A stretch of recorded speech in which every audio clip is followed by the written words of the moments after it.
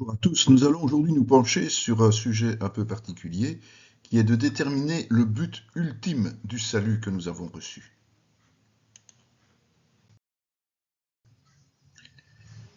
La proclamation de Pierre dans la première épître résume parfaitement ce que la foi en Jésus-Christ engendre. C'est par amour que Dieu le Père a agi et pardonné.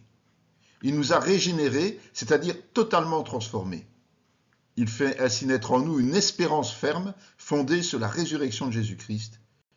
L'héritage céleste est donc ferme et définitif. La foi, fortifiée par Dieu, mène au salut de la fin des temps. C'est dans les cieux que tout cela deviendra concret.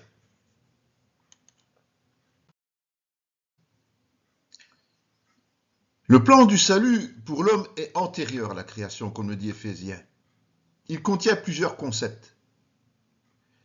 Il faut paraître sans péché devant lui, être ses enfants adoptifs au travers de la foi en Jésus-Christ. C'est le choix exclusif de Dieu. C'est pour sa propre gloire et sa louange, découlant de la grâce qu'il nous a faite en offrant son Fils. Ainsi, si nous sommes sauvés, c'est uniquement par le choix de Dieu. Cela devrait ramener un peu plus d'humilité dans les rangs des églises.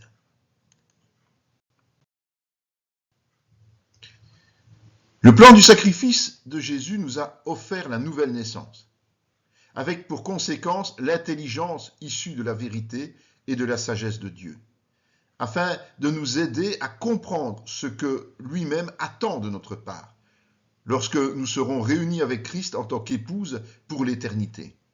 Sans cette approche nouvelle, impossible de comprendre la volonté de Dieu qui demeure alors un mystère. Comme Jésus l'a demandé au Père, ce n'est que lorsque nous serons en sa présence permanente que nous comprendrons réellement sa gloire et celle du Père.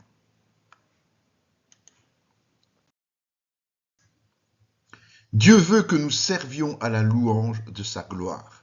C'est le but ultime de notre salut. Ainsi, par sa nouvelle nature, le chrétien est avant tout un adorateur, raison pour laquelle la prière d'action de grâce et la louange chantée prennent autant de place dans sa vie.